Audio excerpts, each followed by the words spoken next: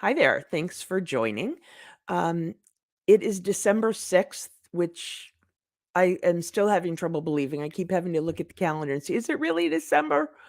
And you know what that means? It's almost 2023, almost the new year. So it's a good time for us to talk about what did we accomplish during the year. And so that's what we're going to talk about today is reviewing. The only thing we have to do today is think. Like there's no big to-do list for this discussion. It's really just reviewing what happened, what you made happen during 2022. And this is a great head start for those of you that work in corporations that have big formal review processes and things. This is a great head start to that kind of process and reviewing what you've accomplished, but it's bigger than that in ways I think will be inspiring because it goes beyond your job. So one thing to think about is when I think about a plan, whether it's a plan for what you want to accomplish in the year, or your plan a plan for your own development, which is really a subset of what you want to accomplish for the year. I really think the easiest way to do it is to consider it a dynamic document, meaning you put the plan together and you keep it rolling. It doesn't mean you look at it every day by any means, but it also doesn't mean you develop it in January and you put it on the shelf until the next January when you have to revisit it. Keeping it alive and keeping it dynamic is what will help keep it moving. And you can make the changes to it that you need to as you go along. So that's the approach that we're going to take is we're going to make this easy. And the process that I'm thinking about with keeping it dynamic is like rinse and repeat. You revisit it, you just do the same thing rather than starting new all over. And in fact, I've prepared a worksheet that can help you walk yourself through this process and sort of ask yourself the questions that are good prompts and thinking it through. So if you're interested in having that worksheet, just you can send me a note through LinkedIn or shoot me an email and let me know that you want it, and I'll make sure that you get that pretty quickly. Okay, so again, right now we're taking the time to review. No other to dos other than to think about what you've done in 2022. So the way to start is to find a little bit of time. If it's 30 minutes, that's great. If you only have 15, that's fine. But try and remove other distractions. Turn off your phone, turn it over, close your email, and just give yourself some time to think. And it's helpful to have the plan in front of you if you've been working on a plan for your goals and the things you want to accomplish, as well as your own development. If you don't have a plan written or you don't have it in front of you, sometimes it can be helpful to have your calendar at hand so you can flip through. It's amazing. Like you won't remember the things that you've accomplished, but if you flip through your calendar and see some of the events that you've had, it can really bring it all to mind. So just do that. Carve out a little bit of time when you can. And it's really important to recognize the things that you've accomplished and celebrate your wins. It's kind of human nature for us to dwell a little bit more on the things that we did not accomplish, the things that are left undone. But it's really important to start with what did you make happen? Not only does it feel good to think about what you've done and celebrate those wins, but there's learning there in how did I make that happen? How did I get obstacles out of the way? Because you can use that in planning going forward. So, so think about the things that you've accomplished in a couple of different areas. Definitely in your professional world, within your role, these might be the things that you think of as your work objectives that might go into your annual plan. So what are the things that you made happen? What are the things that you did aligned with those objectives? What are the things that you did beyond those objectives? The stretch goals and that kind of thing. So definitely reflect on that and what you accomplished. That's a great head start to your annual plan, the discussion that you'll likely have with your boss in the next month or two. But it's bigger than that in these ways. Beyond just your professional accomplishments, you want to think about your career growth and development. Some of these things you may be talking to your boss about, and some of these things you may not. If it's growth within your current job or if it's growth towards the next step within your company, those are likely conversations that you're having with your boss, at least in the best situations you are. But some of the things that maybe you don't use you use your inside voice with. You only you may not talk to your boss about it, or if you're having thoughts about growth and development in another area, maybe outside of your company. You want to be sure to include those things that you've done as well. Also, include your family. What have you accomplished for your family on behalf of your family? This is all about your life. I mean, you guys hear me say this all the time. My work is about helping you have a fulfilling career and a happy life. So we're not just going to focus on the career stuff. Include what you've made happen with your family. What have you made happen with your friendships? I mean, the world is opening up a bit more now. The last couple of years, we've been really locked down. Have you been reconnecting with people in the way that you want to? Have you been maintaining and nourishing your friendships the way that you want to? Good thing to reflect on right now. How about your self care and your health? How are you doing with taking care of those things? And that means different things to different people. That might be, how well do you eat? How do you fuel yourself? Exercise, meditation, um, keeping up with doctor's appointments, like whatever that means to you for your self care and your health. Really think about, how did you do this year? How about leisure? Have you been having any fun? Have you been taking any trips? Have you been reading the right books? Like whatever leisure means to you, however that fuels you, how are you doing on that? Just think about what you made happen, the things that you accomplished in 2022. Personal growth is another great area to think about. And how about your home? Is your home the way you wanted it to be? Did you accomplish the things that you wanted in terms of your own environment in 2022? And here's a really cool category. What about a bucket list item? Anything that you accomplished in that realm in 2022, make sure to make note of it. So those are the things that are sort of that might be on your plan.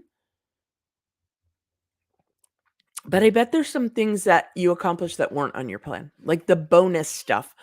Make sure you're giving yourself credit for the big things that you've accomplished as well.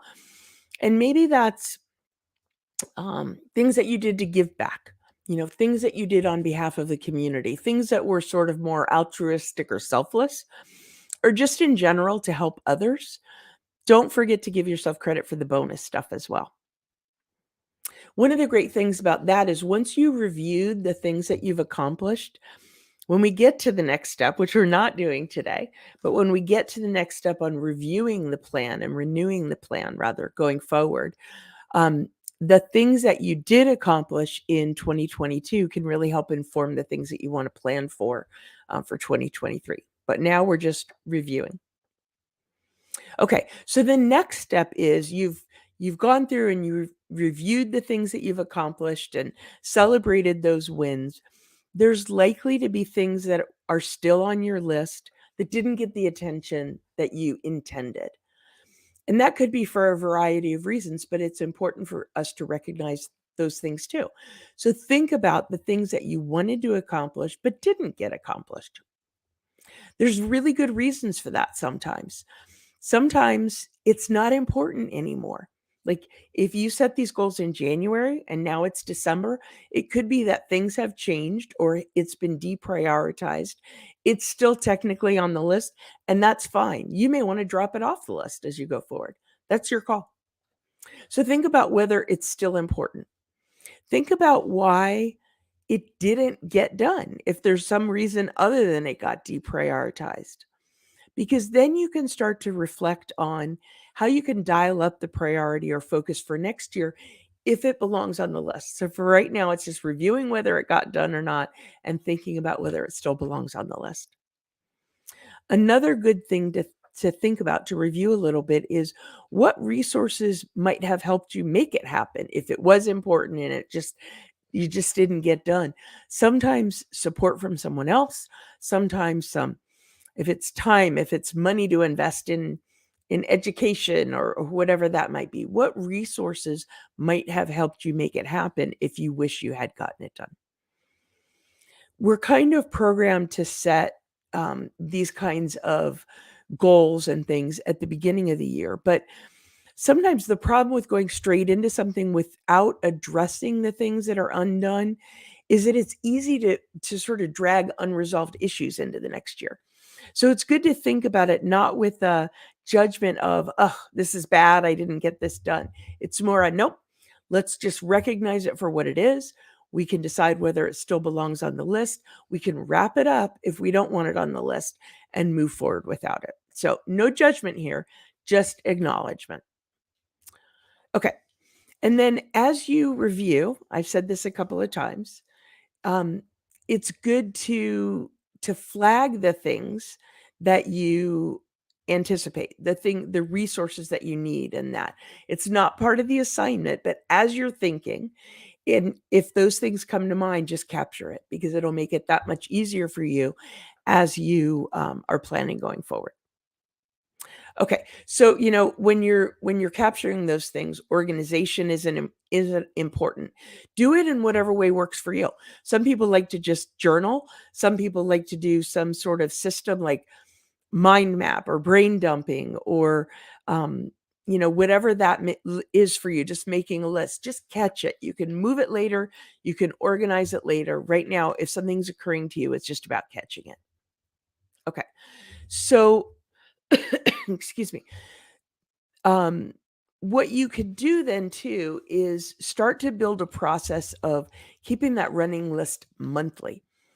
Once you've reviewed it all and we're going to look to renew the plan for next year, this can really help you. You may develop a process of doing a quick review on it at the end of the month or the beginning of the month, whatever's meaningful for you. And that can help you recognize the things that you are moving forward.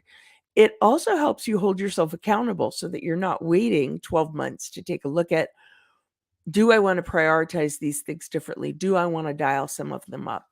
And trust me, it will really help you as you prepare for an annual review with your boss, if that's part of the process you're engaged in, or help you review do the reviews for your people, if that's where you are in the organization, and maybe even give you some ideas of how you can help your team review and prepare for the annual review process that you have coming up. So, you know, the the homework for this is just to reflect on the list that you've made. How did you do? Give yourself a grade if this is motivating for you. Some people need metrics, and these things may be looser than metrics, but you can use a scale of 1 to 10. 10 is high. And use that as a rolling check-in on how did you do towards your plan for this month. At this point, it might be for this year. I do this with certain aspects of my business, and it helps me. Running my own business is amazing in so many ways. One possible downside of it is I need to manage this whole process for myself. There's nobody asking me about it. And so I do use this scale of 1 to 10 on how well am I doing on certain less tangible aspects of my business. And it works if that's what's motivating for you. So I offer it up in that regard. Um, this whole process is about helping you know where you are in terms of your accomplishments, your own self-development. I promise you, if I were to stop you and ask you, how are you doing towards these accomplishments? How are you doing towards your own self-development plan? You know that answer better than anybody, meaning you are the expert in it. You have to be the one that knows it because you've got to help keep it top of mind for your boss and ask for the things that you need. So it absolutely is worth revisiting once a month and reviewing as we're doing. So your homework is just to reflect on it.